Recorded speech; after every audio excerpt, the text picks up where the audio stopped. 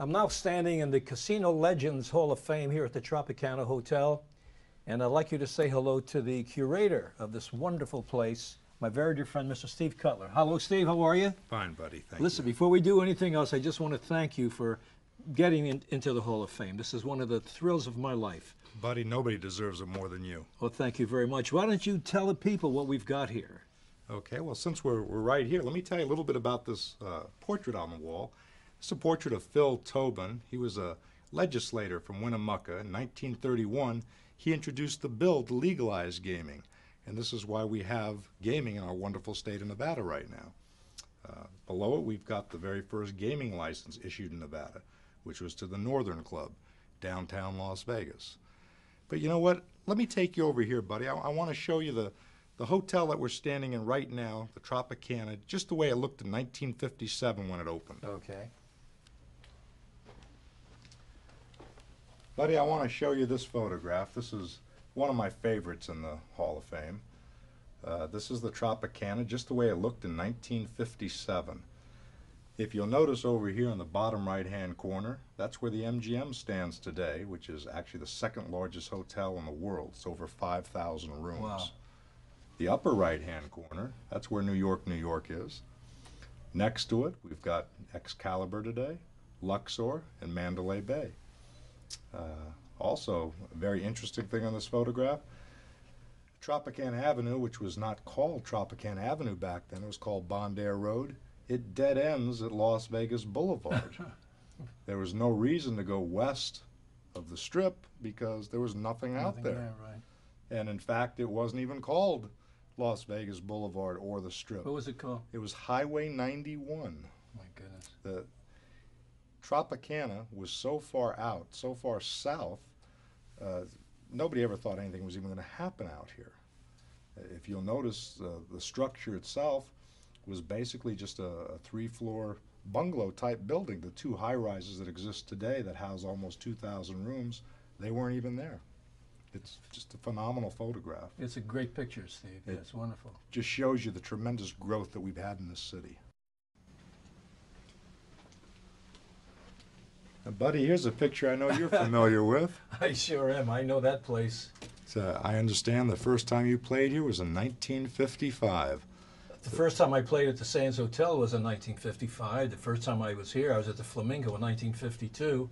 And when I first came here, there wasn't any tower. It was just the Sands Hotel, just, I think, 2 stories. Oh, yeah. All the hotels back then, they were all like bungalows. Right. I remember when they built that, and it's unbelievable to see that shot, Steve. I had a lot of those rooms in that hotel. Well, this is the way the Sands looked when it was imploded in 1996. Right. And now, as we all know, it's the home of the Venetian, one of the newest mega resorts in Las Vegas. Mm-hmm.